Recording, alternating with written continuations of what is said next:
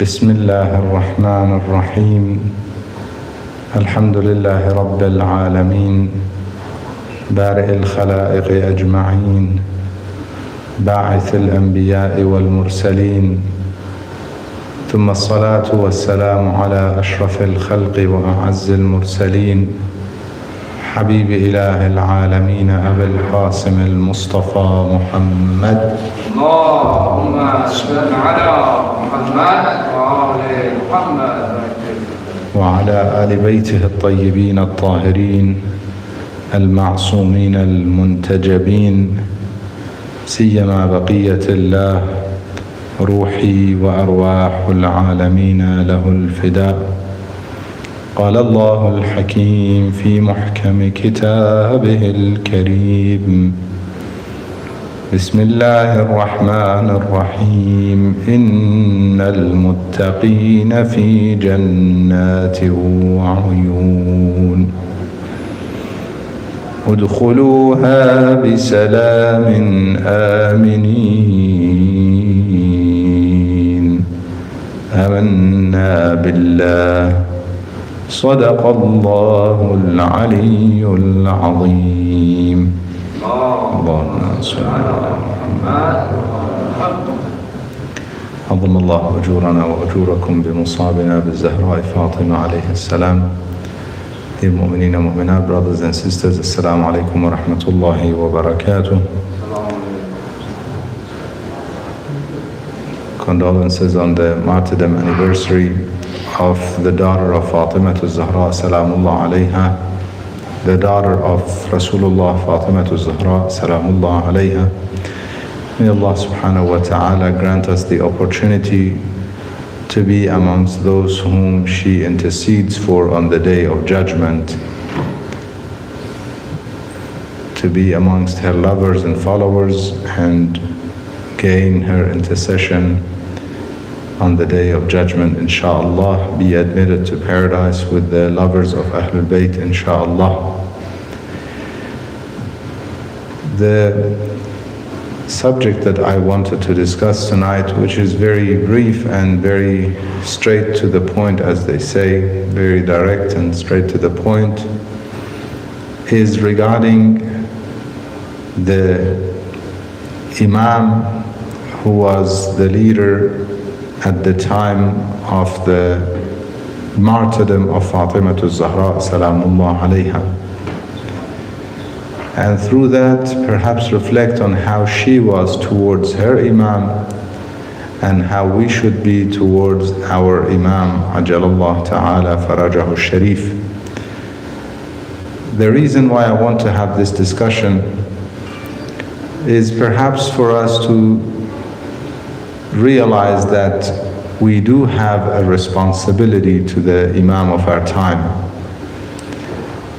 and we do have a responsibility towards the Prophet of God and his family, but a very specific one towards the Imam of our time, as he is the representative of that family, which is a responsibility towards humanity, in fact. And I will inshallah elaborate on that. And also to remind myself and remind mu'mineen and mu'minat to all remember that even though many tried to hide and deny and many tried to serve their agendas after Rasulullah sallallahu alaihi wasallam, diluting the concept of leadership and imamah and suggesting that it is something that could be appointed by certain people or by a council or by any human intervention, rather than it being a divine role, a role that God chooses and appoints, to remind all of those people that the daughter of Rasulullah sallallahu alaihi wasallam had an Imam, had a leader who was her leader that would determine who was the Imam after Rasulullah sallallahu alaihi wasallam. Who did she obey? This is very important for Muslims today, as we put behind us many centuries of perhaps quarrel and debates, and sometimes sectarian wars and fights, persecution from certain parties to others under the name of the religion. And as time is going, people are getting fed up by all that. What happened to Christianity, in fact, when people got fed up by certain methodology of the church at the time, certain ways and certain perhaps oppressive means, especially towards anyone or anything that is opposing the church, led to people, in fact, breaking out from the church, and the scientific people in multiple cities around the world eventually got to the point where they decided that they do not belong to the church anymore, and many of them either chose an agnostic path where they believe in a supreme being, a creator, yet they do not belong to an organized religion, or some of them decided that they would deny everything about a supreme being or a creator, because obviously in vacuum of a proper, complete, correct, accurate theology, people cannot even explain God. One of the biggest concepts that oftentimes comes to surface in different dialogues and conversations between believers and non-believers, whether it be Christians, Jews, Muslims, or other believers in a creator, in God as a creator, and those who don't believe, is the concept of pain and suffering. Their question to the believers is, if God exists, why is there pain and suffering? Why is there so much inequity, lack of basically equity in terms of different parts of the world, having some of them being extremely poor, some of them extremely rich, some within a country are born in poverty, others are born in extreme richness, perhaps even in terms of the distribution of natural resources, even the fall of the rain. Some places in the world have more rain, some have less rain, and so on.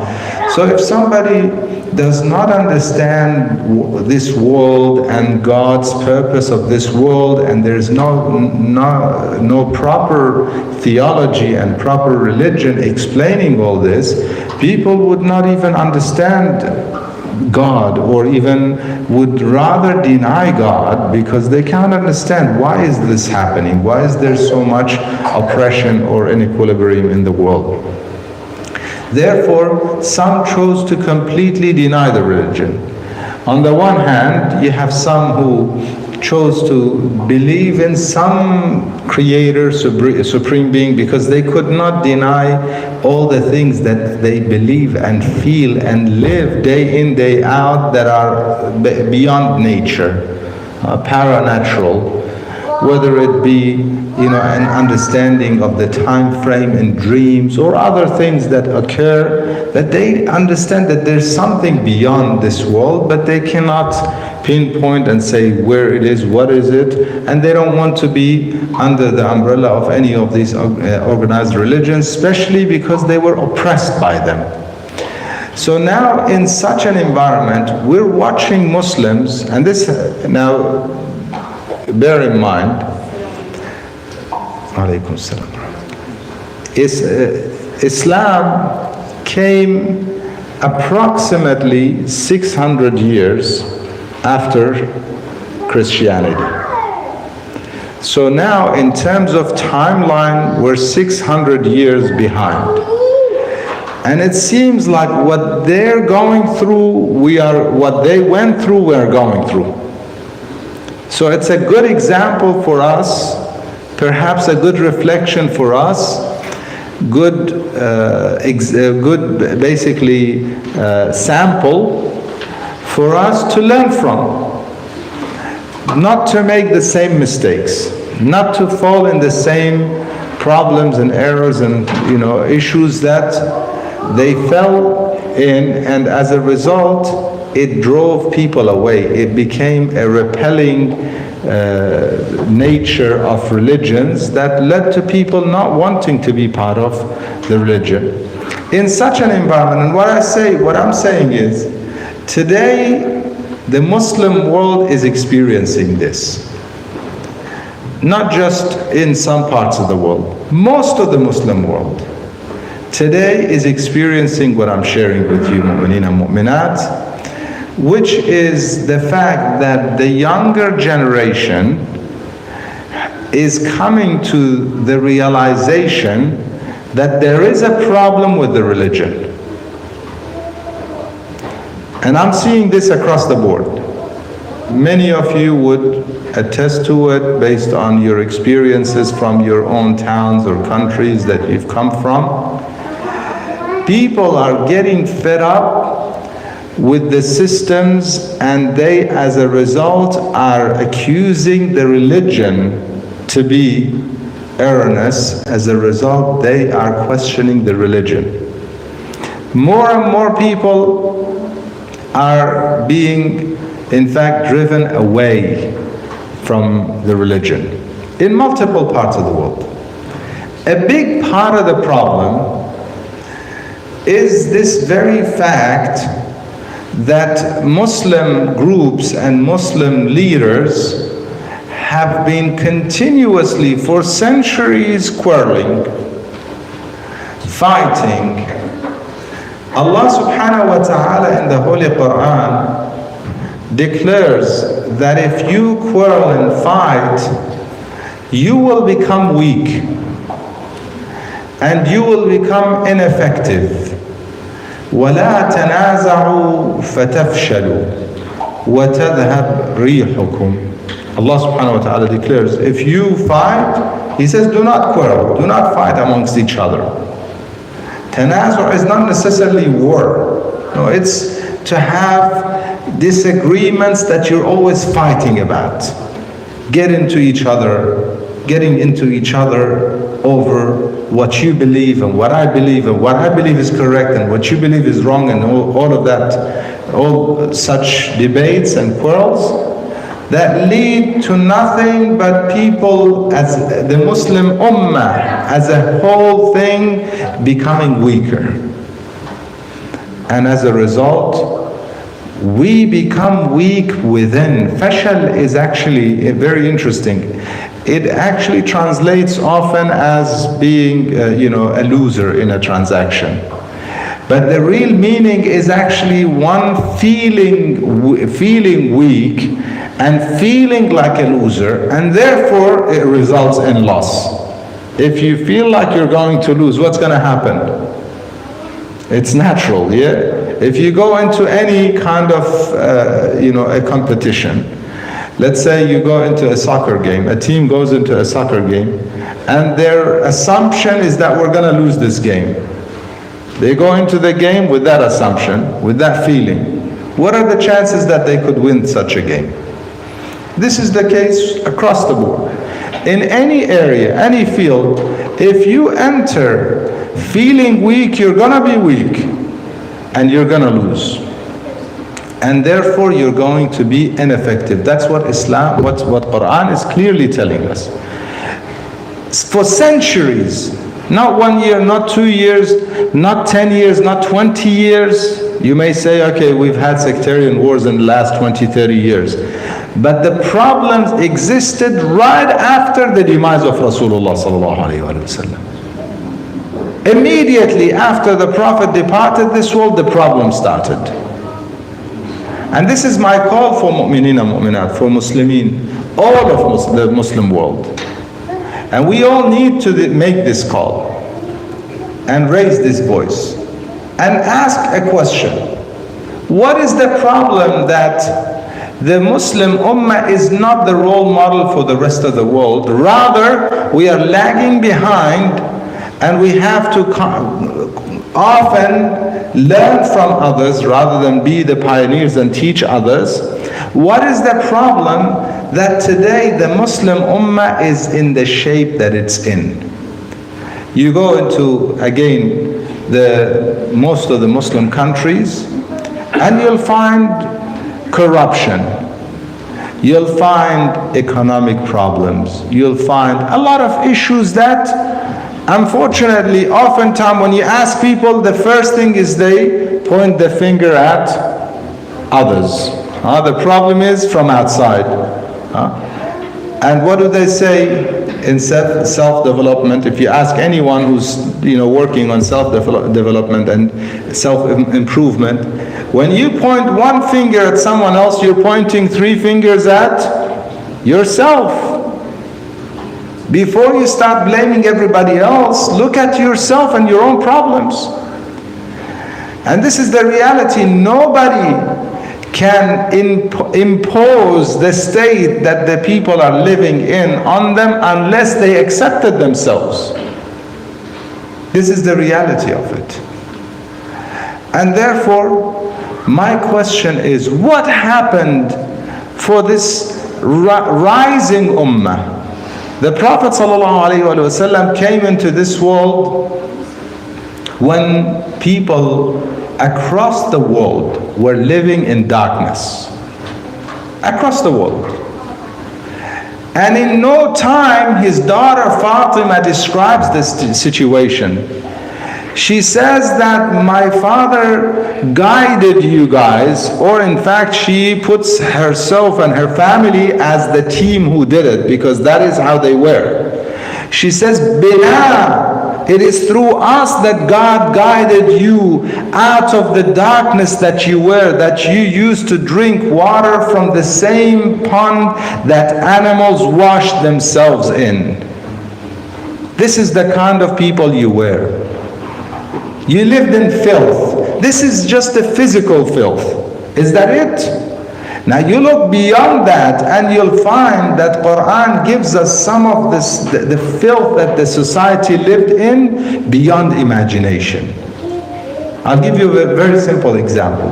Quran had to tell people, for those who question some of the Islamic law, I tell them, before you question Islamic law, look at what was before the darkness and look at what is after.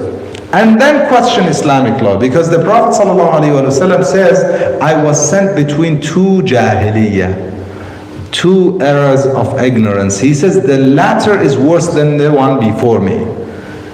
In other words, what we're living today is ignorance, but in different ways, different shape. We'll get to that inshallah. She says that through us God guided you. Quran gives us an example. A ruling is given in the Quran. Allah subhanahu wa ta'ala says, وَلَا تَنْكِحُوا, do not marry the wife of your father. Now why is this ruling there? You know what used to happen in Jahiliyyah? Quran is giving a law now. What used to happen in Jahiliyyah is a man dies, he has wives. His wives become part of his estate, are distributed then to his children. The eldest boy has the first right. The eldest boy would decide, okay, the wives of my father, he has some young wives, I prefer to have them, or I want to have all of the wives of my father, or some of them, whatever it is. He has 1, 2, 3 wives, not his mother, okay, they adhered to that rule, not his own mother, but any other wife that the father had married. Now the son inherits and has the right to have them as wives. And the Quran comes and says, this is not allowed. What is going on here? This is one example. Many examples we could go through, and you would realize that the entire society at that time, not just one area. I have shared with mu'mineen and mu'minat, especially as we celebrate the birth of Rasulullah sallallahu alaihi wasallam, we often speak about Jahiliyyah before Rasulullah sallallahu alaihi wasallam. And you'll find how much ignorance people were living in across the board. To the point that the Western world calls, prior to Renaissance and so on, what do they call it? They call it the Dark Ages. They don't want to speak about it. Why? Because they were fighting each other as savages. There are some movies made about some of these tribes who existed in, in Europe and how they were. I was reading recently about some of the today's perhaps that area of the Netherlands and so on, some of those countries. There were some tribes, savages, literally. And it's amazing how these people changed to be now the most peaceful people, the same people. Now, why it happened, we don't know. It's something that social studies have to dig deep into it and find out what happened for these people to change so much. One of the biggest issues, or one of the best methods that societies can change is education. Books, reading, books, education, which unfortunately we have no relationship with, or most of our societies. Today's society is basically steering away from books. Now the new method of learning and becoming doctors and professors is some of the anti-social media. You slide and learn, or unlearn. It's not and learn, unlearn. This is the reality of it. There's no learning through this. Learning requires books, learning requires reading, learning requires institutions and structured, studies and so on. In any case, in such darkness humanity lived, in such a short period of time, Rasulullah sallallahu alaihi wasallam brought this group of people and all of those who were with him out of the darkness into the light of Islam. It made them so powerful as individuals, as a society, that made all the societies around them attracted to them. It does not happen. No one can tell me it is war or swords, because as Arabs, they were tribal Arabs that had very little bit in terms of warfare and war experience. Around them were some emperors and some countries who had been there for a long time with a lot of experience and ammunition in warfare. They had armies, they had all sorts of tools and warfare. Yet this bunch of people riding camels and horses and many men walking, they were able to change the world then. How did it happen? Through the sword and war? That is not why it happened. It's because the societies that they entered, they accepted Islam and they were no longer interested in defending their oppressive and dark leaders, dictators. When they entered Persia, that's what happened. When they entered the Roman Empire, that's what happened. And across the board, Yemen had kings and local kings, they all gave in. Immediately, their people accepted Islam, their kings accepted. Other parts of the world, from some parts of Africa, some parts of Arabia itself, some parts of Persia or Iran, today's Iran, and other parts of the world started accepting, and suddenly things changed. What happened? In such a short period of time, people accepted Islam and the human society took a leap. It was a leap in the history of mankind, from darkness into light, from lack of science and technology into so much advancement in science and technology. You look at the early history of Islam and look at the advancement in science and technology and medicine and so on. All of this happened. What happened for the equation to change? That leap started with Rasulullah sallallahu alaihi wasallam. It was so powerful that people experienced, humanity experienced the waves that were started, the domino effect, or the waves that started growing from it for a few centuries afterwards. For a good few centuries afterwards. But at the same time, right after Rasulullah sallallahu alaihi wasallam, immediately after he departed, the quarrel started within the Muslim Ummah. And so that powerful effect, the powerful impact that could have in fact changed the entire humanity, all of the human society to the better, it changed that part of the world and it changed the surrounding part around it in a short period of time. It could have changed the entire world if it was not interrupted by internal problems and fights. And all of these internal problems and fights started right after the Prophet ﷺ. Yes, a lot of it became more visible later on when actual wars occurred. Specifically during the Khilafah of Imam Ali alayhi salam, the quarrel became very clear. It was no longer simply dispute and disagreement and some oppression here and there. It was organized opposition against the family of Rasulullah sallallahu alaihi wasallam that went into 3 wars that were fought during the life of Imam Ali alayhi salam. And then it became most obvious in Karbala eventually when they came and massacred the children of Rasulullah sallallahu alaihi wasallam. It became most obvious then. But the fight started right after the demise of Rasulullah sallallahu alaihi wasallam. So I want us and the Muslim world to ask themselves a question that would solve the equation.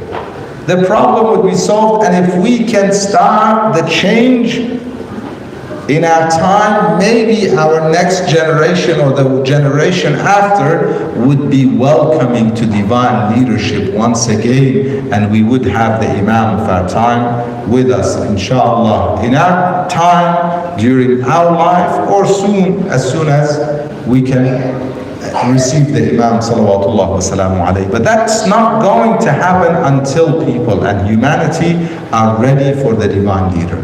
And the question that needs to be asked, number 1, who was the Imam of Fatima salamullah alayha? The Prophet departed this world, and Muslims, all the Muslim Ummah after Rasulullah sallallahu alayhi wa sallam, they knew they had to have a leader. They did not suggest that we don't need a leader. They knew they had to have a leader. And they knew that this leader has certain authority to the point that they considered it just as good as the authority of Rasulullah sallallahu alaihi wasallam. But who is this leader was the question. And therefore, they came to the house of Fatima salamullah alayha and attacked her and harmed her. All of this, why? Because they had to confirm that they had the authority. And nobody is allowed to say no. Because her husband, Amirul Mu'mineen salawatullah wasalam alayhi, did not accept their authority, and some people stayed with him, they came and attacked the house. Some people wonder, why did they attack the house of Fatima? It's because they did not, Imam Ali alayhi salam did not accept the authority of whomever they appointed, the first Khalifa, was not willing to give bay'ah, and therefore he stayed in his house. They wanted to forcibly make him come and give allegiance and accept the authority of the first Khalifa. This is what happened after Rasulullah sallallahu alaihi wasallam, and this is why Fatima lost her life. Salawatullah wa salamu alayha.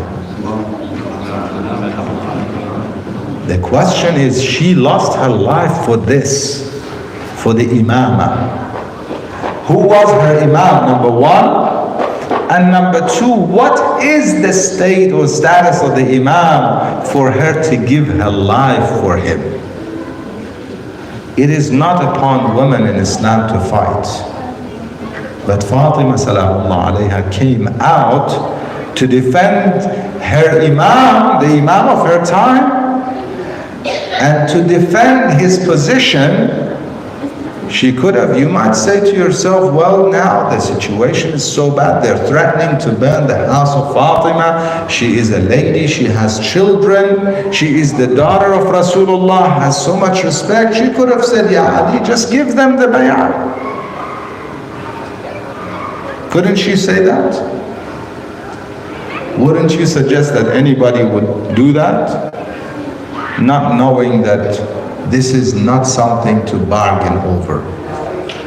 This is not something to compromise over. Fatima salamullah alayha did not. Instead, some narrate that she asked permission from Imam Ali alayhi salam when they started screaming at the door of Fatima, "Ukhruj ya Ali, come out Ali, otherwise we will burn your house." She asked permission that I will respond to them, because she knew his hands are tied. The Prophet told him not to unshield his sword, therefore I will respond. They ridiculed him when they heard her response. They said, now you sent your wife, and they told her, Fatima, be it clear that your father is not coming. Because oftentimes they had some things in their hearts against this family, jealousy in their hearts against this family, but the Prophet being there was a big protection for the house of Fatima, a big deterrent. Therefore they could not do anything. Now they can.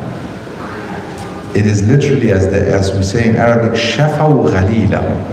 They had so much hatred that they wanted to really pour out.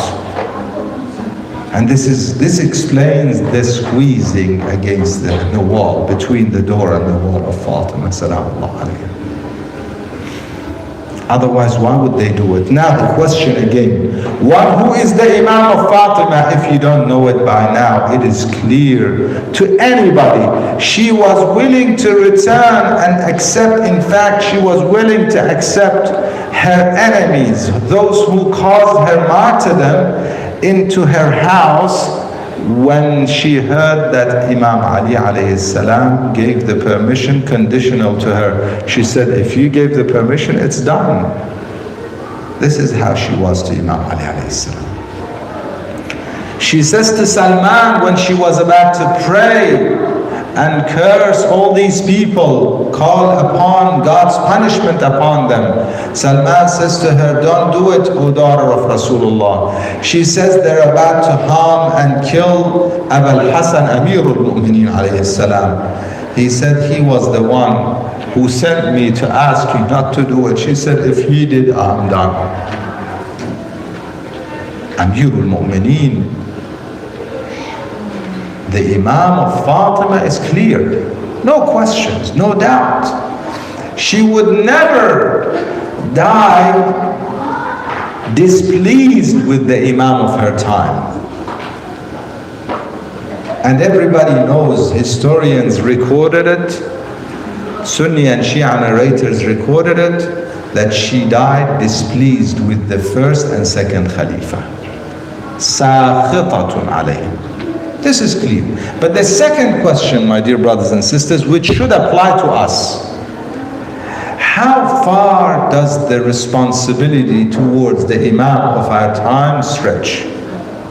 How much? What is our responsibility? What sort of allegiance do we give, and how far does it stretch? Where do we have the room to compromise, if any? This is a question that we need to ask ourselves. Fatima salamullah alayha did not compromise. She gave her life literally. Even when she was harmed and she lost her unborn child, Muhsin al-Saqt was lost. As soon as she regained some strength, she asked, where is Abul Hassan? She was told they took him to the masjid. They took him to take the bay'ah by force. She asked for her children to come and help her. The narrator says that she came leaning on her children, Imam Hassan and Imam Hussein alayhi salam. Because she was harmed, broken ribs, she could not walk properly.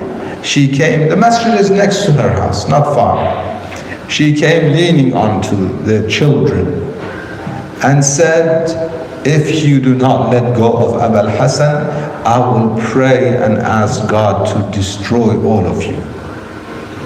Khallu ibn ammi, leave him alone. And historians, most historians are unanimous on the fact that they could not get bay'ah from Ali during the life of Fatima. Some suggest that he eventually gave after her martyrdom, and others maintain that he never gave bay'ah. But nobody suggests, none of the famous historians and narrators suggest that they could get bay'ah from Ali during the life of Fatima. This is how she defended her Imam. How do we serve our Imam? That's my question for us. What do we do for our Imam? How do we prepare the world around us for the justice of the Imam? For the time of the return of the Imam? If we are muntadhareen, because in the hadith we are told أفضل أعمال أمتي انتظار الفرج.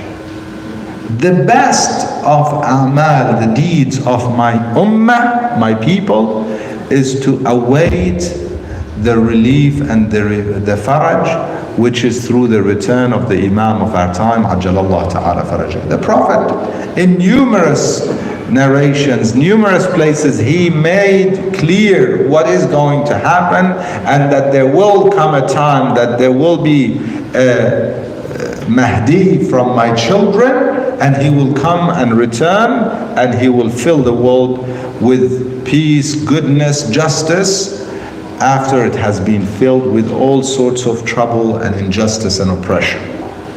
It's clear, made clear by Rasulullah sallallahu alaihi wasallam.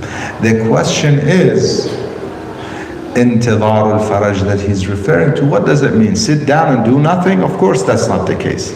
If you're waiting, expecting someone, you prepare for them. If you're expecting a guest to come to your house, do you sit down and do nothing? Or you start making sure that the house is clean to the best of your ability, so that when the guest comes, they can enjoy being around you. Even if you're expecting the guest to do something even better for you, better your circumstances, you would start yourself doing something. You're expecting. You're not sitting doing nothing. So what is our duty, and what do we do for our Imam? In the dua that is recommended to recite every morning, dua al-ahd, inshallah, mu'mineen and mu'minat, try and reflect on the meanings of this dua. And if you can recite it, it's not very long. A few minutes, 2-3 minutes, maximum 5 minutes, depends on how you read it. You can recite this dua and start your day with it, renewing our covenant with the Imam of our time, Ajjalallahu ta'ala farajahu sharif. In there we say, we ask God that we are amongst His helpers, Ansarihi, wa a'wanihi, His aides, وَالذَّابِينَ عَنْهُ, those who are willing to defend him with their own selves. وَالْمُسَارِعِينَ إِلَيْهِ فِي قَضَاءِ حَوَائِجِهِ, that we are amongst those who rush and without hesitation are willing to do whatever it takes to fulfill the needs of the Imam. All of this is what we are saying in the dua. Eventually, وَالْمُسْتَشْهَدِينَ بَيْنَ يَدَيْهِ, to be willing to be martyred, to give our lives with the Imam. عَجَّلَ اللَّهُ تَعَالَى فَرَجَهُ. Today we don't have the responsibility to give our lives for the Imam. عَجَّلَ اللَّهُ تَعَالَى فَرَجَهُ. He's not with us. He has not declared any war against any enemy of humanity. Therefore we are preparing. What are we doing? If Fatima salamullah alayha gave her life, are we giving some time in our life to serve our Imam? One of our great scholars made a suggestion that mu'mineen and mu'minat, they should have at least some books in their home about the Imam and the mission of the Imam and how we can prepare for the return of the Imam, our responsibility towards the Imam. All of these things that are books have been written, volumes and volumes have been written about it. Do we have a book about it? Have we read a book about it? Or are we just good at reading about things that concern this life and momentary pleasure? As I mentioned earlier, simply watching videos and shorter videos now. It's the shorter, the more important, yeah? Because we've come to this time. How much time do we spend knowing our Imam, his mission, his goals, and how we can prepare for him? How can I serve my Imam? If we had done that, if the Muslim Ummah was doing that, we would be in much better shape. Today we would not be in the shape and form that we're in had we been preparing for the time of the Mahdi. Most of the Muslim world has diluted the concept altogether, as if there's nothing going to happen. They've diluted the whole thing. Some of them, they use it, some of them abuse it. But how many people are really concerned about the Imam and serving the Imam and bringing people towards the love of the Imam, realizing that these are the most merciful individuals, that if you allow them to lead, if you invite them to lead and allow them to lead, they will fill the world with goodness that all of us would be pleased with. All of us. And this is what Fatima salamullah alayha said. In her sermon she says, وَمَا نَقَمُوا مِنْ أَبَا الْحَسَنِ. What is their issue with Abu al-Hasan? Yes, he was very firm when it came to the matters of God, divine rules. He was very firm. He wasn't willing to compromise with corrupt people, with people who are trying to take advantage of the system. He was not willing to compromise with them. He was very firm. And when he needed to unshield his sword was very sharp. She says, therefore they have problems with him. But had they let him rule, she says that they would have been in goodness themselves and their generations. And today what we're facing is literally the result of that quarrel and fight and deviation right after the demise of Rasulullah sallallahu alaihi wasallam. My brothers and sisters, if we do not start with change with ourselves, we're not going to get anywhere. We can continue talking about the Prophet, his family, the Imams of Ahlul Bayt, the Imam of our time. We can continue talking all this pretty talk. If we do not start the change from within ourselves, we're not going to get anywhere. Meaning what? If we want divine justice on earth, start by being just yourself. Fair and just. When you're treating people, whether it be your family, your wife, your children, your parents, your brothers, community members, workers, partners at work, when you're dealing with people, Treat them the way you would like to be treated. Accept for them what you accept for yourself. Love for them what you love for yourself. When we get to this kind of justice within our own circles, small circles, then we have become followers of the Imam of our time. Because his hawa'ij that we read in Dua al-Ahd are not things that are beyond imagination. They're simple things. The needs that the Imam has from us is similar to how his grandfather Rasulullah sallallahu alaihi wasallam had from his people. Simple things. One man comes to the Prophet ﷺ, complains about an oppressive neighbor. The Prophet says to his people, who is willing to help this oppressed neighbor? The person that he's being oppressed from his neighbor. Who's willing to help him? And I guarantee them paradise. Then one of the good companions stands up and is willing to pay in an effort to help that oppressed neighbor, to pay with a farm. He owns a farm. He says, I give it as a charity to that oppressive neighbor, just to let go of this oppressed neighbor, for the sake of God, to be guaranteed paradise. This is how people were around the Prophet ﷺ. Things that he would ask them, they would do in order to help people around them, because ultimately Islam came to serve humanity, to better the circumstances of humanity. God created us to serve us and have mercy on us, not so that we can pray to him and he benefits from us. He receives no benefit from us. Everything is about being a good human being and creating a good human society. That is how merciful God is, how kind his messenger is, how kind the family of his messengers are. All of them were willing to sacrifice and give their lives so that Islam is established, so that justice is established. The teachings that make us live in a very peaceful environment that is empty of oppression, empty of quarrel and fighting, empty of wars, empty of usurping other people's rights. This is what Islam is all about. What am I applying of that Islam in my life? That's the question. Every one of us has been given a role.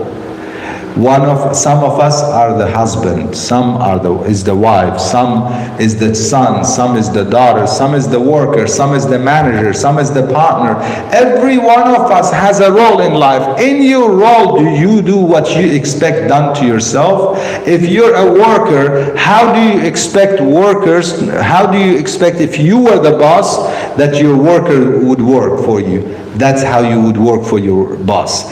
If you're a partner, how do you expect a partner to work with you? That's how you work with your partner. If you're the wife, how do you expect? Put yourself in their position and see how you want to be treated. Therefore, you treat them in that way and better. That is ihsan. If you want to reach the highest levels, then you need even better than that equity. You need a step higher, which is ihsan. This is where we can start. Otherwise, we can talk day and night. If we cannot improve in our day-to-day transactions, don't tell me I want to be one of the 313. I want to be amongst the soldiers of the Imam. I want to be amongst the helpers of the Imam. Oh, if the Imam comes, I will be there with him. Because many people said this, but you know what happened? When Karbala happened, when Imam Hussein alayhi salam called them, most of them stayed behind because they were stuck in their own problems. Some were stuck, I can't leave my family and children, and I have they're younger, and the wealth, how do I take care of these children? That was one man that the Imam spoke to him directly. He says, I'll give you my horse and my sword. The Imam says, مَا كُنْتُ مُتَّخِذَ الْمُضَلِّينَ عَضُدًا. And many other examples. If we don't want to be in that position, we need to start changing within ourselves, within our lives, and the roles that we play in our simple lives that we're living, until inshallah when the Imam comes, bigger roles are given and we can fulfill our responsibility in those roles. If in a simple role of a husband I fail, how am I going to succeed in a big role of a leader, of a governor, if the Imam is to appoint me somewhere? Doesn't the Imam need helpers and aides who would help him in different parts of the world? If we prepare to be his helpers, how am I going to succeed with the Imam in big responsibilities if as a boss at work or a partner with my partners I cannot fulfill my duty and fulfill the rights of my partners or workers or boss or whoever it may be? Very simple. Act on what you know, fulfill your duty in the best manner that you can. Make sure when you treat people, treat them as you like to be treated and better. And inshallah you will be a servant of the Imam of our time, Ajjalallah Ta'ala Farajahu Sharif. Not many people were around when Fatima called. Sallallahu alayki ya bil'ata Rasulillah.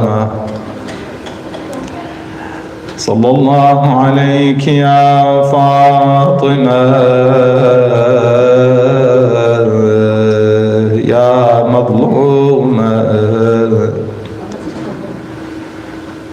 Sallallahu alayki wa ala abiki wa ba'liki wa banik wa ala as-sirr al-mustawda'i fik ya Fatimah az-Zahra ya binta Rasulillah يا سيدتنا ومولاتنا. Tonight, let us go with our hearts to the city of Medina, searching for the grave of Fatima.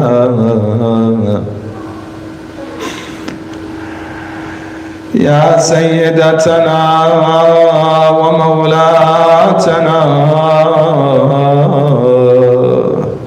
إنا توجهنا واستشفعنا وتوسلنا بك إلى الله. Whoever has needs, ask God with the status of Fatima. وقدمناك بين يدي حاجاتنا يا وجيهة عند الله اشفعي لنا عند الله. Intercede for us, O Fatima. يا وجيهة عند الله اشفعي لنا عند الله. When she calls, O Fadda, she calls the Muslimin. Do you not hear the loser, the shaqi calling, wanting to burn my house? What happened to you, O Muslimin? Had the Imam of our time tonight, we offer our condolences to the Imam of our time.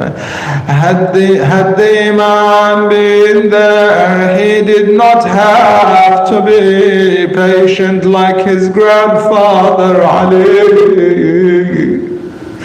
Yet he has to wait and wait. عظم الله لك الأجر يا صاحب الزمان. The call of Fatima echoes throughout the world, centuries centuries after century. The call of Fatima is about her children and those who oppress their imams, about Hassan and Hussein, especially Imam Hussein. This is why the Imam of our time will come back calling Ya Litharat al-Hussein. You may wonder why not Ya Litharat Fatima. This is the merciful daughter of the Prophet. Her name could not be next to any fight, any war, any revenge. Ya Litharat al-Hussein becomes the slogan of the Imam of our time. I wonder, what would the Imam do then? Would he display the grave of his mother Fatima for us as the lovers to go and visit the grave of Fatima, the daughter of Rasulullah, departs this world?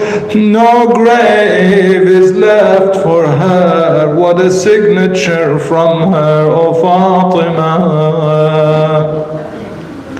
لا حول ولا قوة إلا بالله العلي العظيم. إنا لله وإنا إليه راجعون. وسيعلم الذين ظلموا آل محمد أي منقلب ينقلبون والعاقبة للمتقين. نسألك اللهم وندعوك باسمك العظيم الأعظم الأعز الأجل الأكرم إلهي بمحمد وعلي وفاطمة والحسن والحسين وبالتسعة المعصومين من ذرية الحسين. استجب دعواتنا يا الله يا الله يا الله يا رحمن يا رحيم يا مقلب القلوب ثبت قلوبنا على دينك يا الله. Mu'mineen and mu'minat who are unwell, especially those who asked us for dua, for prayers, Ya Allah, grant them the quick recovery and relief. Mu'mineen and mu'minat in difficulty anywhere in the world, especially those under oppressors and tyrants, Ya Allah, grant them the quick victory, Ya Allah. Mu'mineen and mu'minat who passed away from our gathering, Ya Allah, grant them abundance of your mercy, Ya Allah. Grant us the opportunity to be in obedience to you, far from disobedience. اللهم ارزقنا توفيق الطاعة وبعد المعصية يا الله. Grant us the opportunity to prepare for the Imam of our time, prepare within ourselves and in our families and communities, Ya Allah. Ya Allah, grant us the opportunity to be amongst His helpers, His servants, Ya Allah, to pray behind our Imam, Ya Allah. إلى أرواح المؤمنين والمؤمنات الشهداء والصالحين، إلى أرواح موتى الحاضرين الباذلين المؤسسين. رحم الله من قرأ السورة المباركة الفاتحة تحفها صلوات.